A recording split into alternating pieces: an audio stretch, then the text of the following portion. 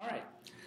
So when I ask UX people who practice user research, what is their biggest challenge? I usually hear how hard it is to engage stakeholders with research. What are your thoughts on this topic? I totally agree with that. 100% agree. So what is your experience with this challenge? We started as a design company with a strong passion for UX approach. But when we started about 6 years ago, we were no experience about dealing with sharing UX things with stakeholders, particularly clients. Mm-hmm. So we made a pretty much plain vanilla approach of get a design brief on day one, and say, for instance, a month later, come back with exciting findings that we found from our research.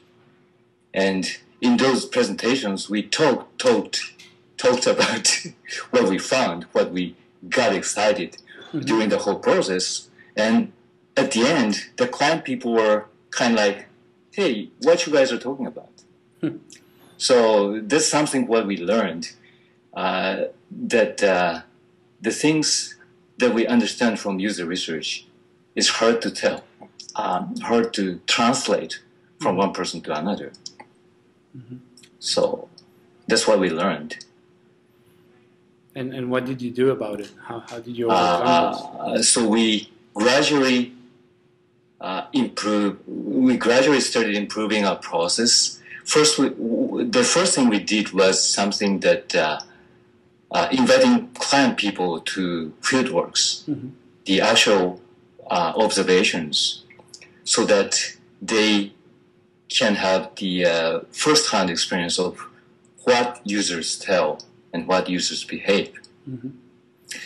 And also we made all of efforts to bring client people to the process thereafter, like the ideation process, as well as the reporting or documentation process. Mm-hmm.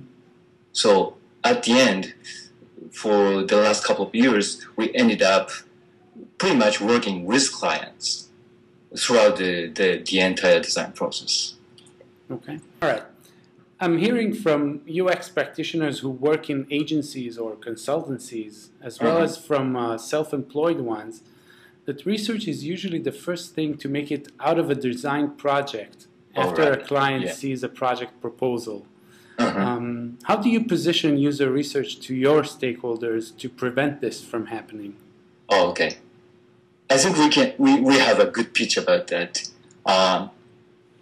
It's really easy to tossing out the research process just because it's the first process. Yep. But it's something like, say, for instance, when you're a pilot of a commercial airplane, you definitely need to have GPS or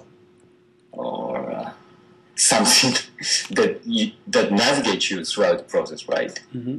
So tossing out the research is something like tossing out the GPS before you take off. Mm-hmm. So that's how you pitch it to your clients? Yeah. In other words, the UX research really gives the entire team, not only our team, but also client's team, the solid foundation of what users want and desire. That should be the guiding line, not only in the research process, but also throughout the whole design process. So that really serves as a foundation or the guiding principle, I would say, for the entire project. And do you find that this approach, telling the GPS example, is working for your pitch with your clients? I think it works well. Okay, all right. At least for now. All right.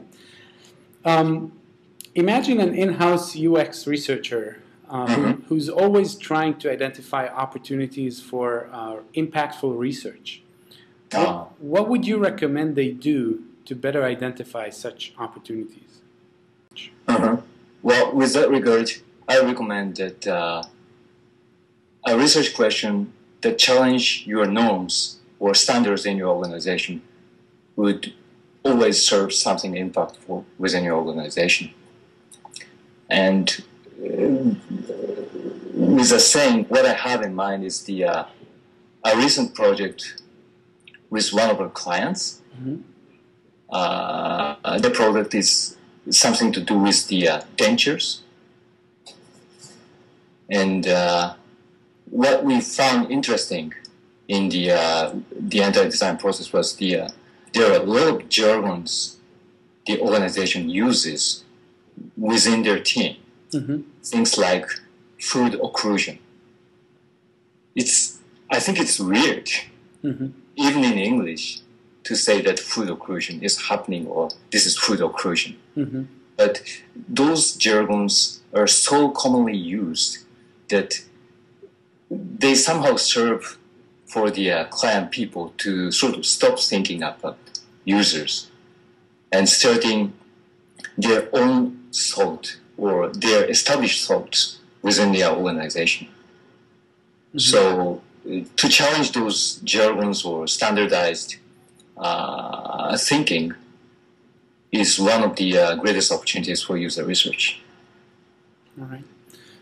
Can you tell me a story about a difficult stakeholder or client who did not understand or did not respect UX research?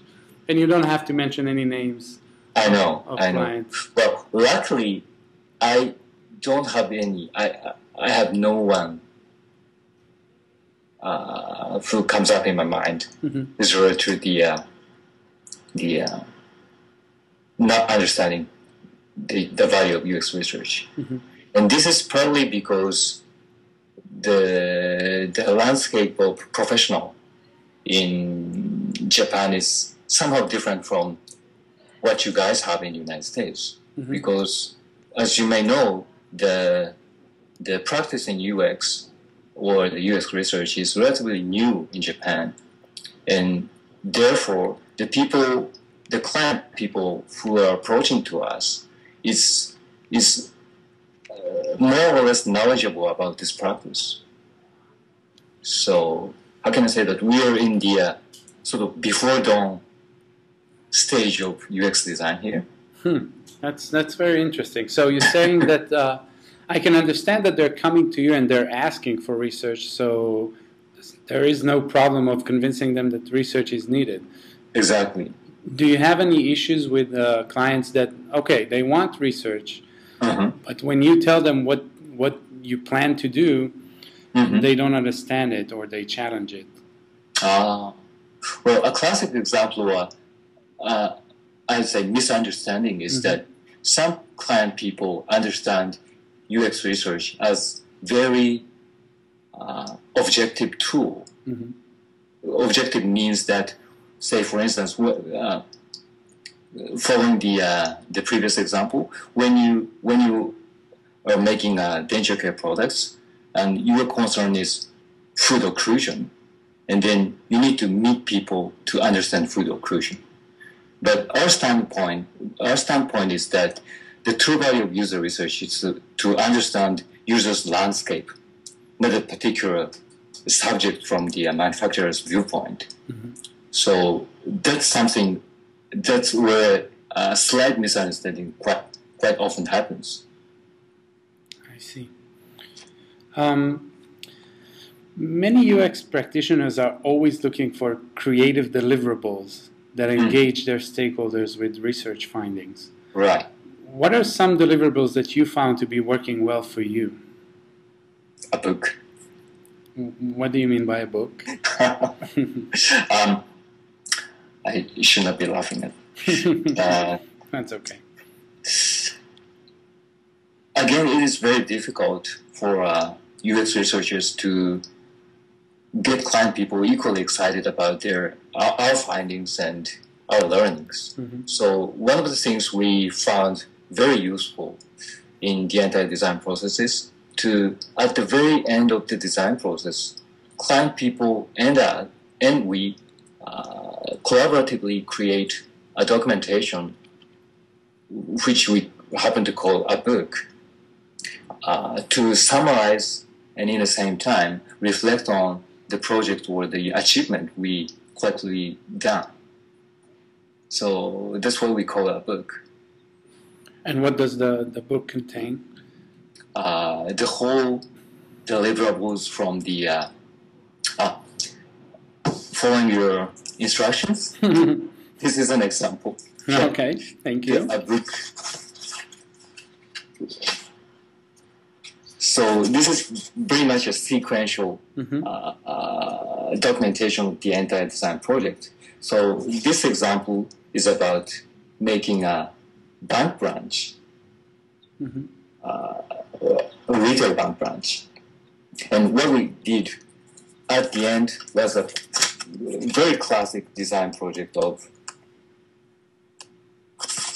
doing the whole floor plan as well as the furniture equipment and furnishing all these design things.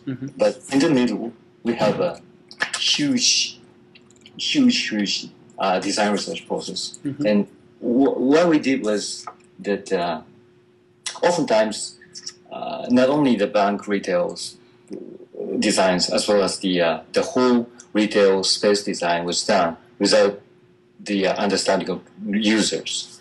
But at this time, we sort of persuaded clients to do this research because we don't really understand bank users, anonymous bank users, what they feel and what they are happy about or unhappy about when they get into a bank branch and engage in various transactions. So what we did was to look into various type of bank users, from affluent old ladies to very young, ambitious young guys, to learn how they live. And how they live means how they spend money in our lives. So that's a very interesting research project. And also we document all the thinking process thereafter that guides us to the actual designs. And who is writing the book? Everyone on the project. I think that's a key, another key to develop this type of documentation, because oftentimes the professionals like us make a final documentation and present it to the client. And client might have the sense of, oh, this is something that other guys did, and I'm in the position to read it. But when you invite all the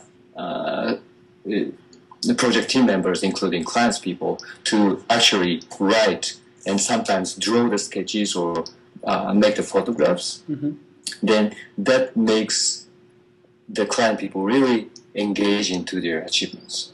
So that's a good question. Yeah, everyone writes and contributes something to this book.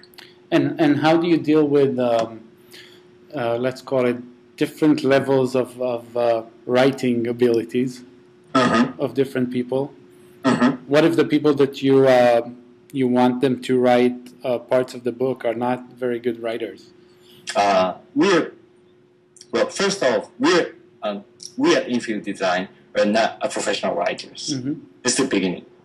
So our objective is not to write an academic paper or a masterpiece, but our objective is to sort of establish a collective knowledge into a book, a shape of book, physical book. So with regard to the text writing skills, we are pretty much generous about and tolerant about various levels of texts.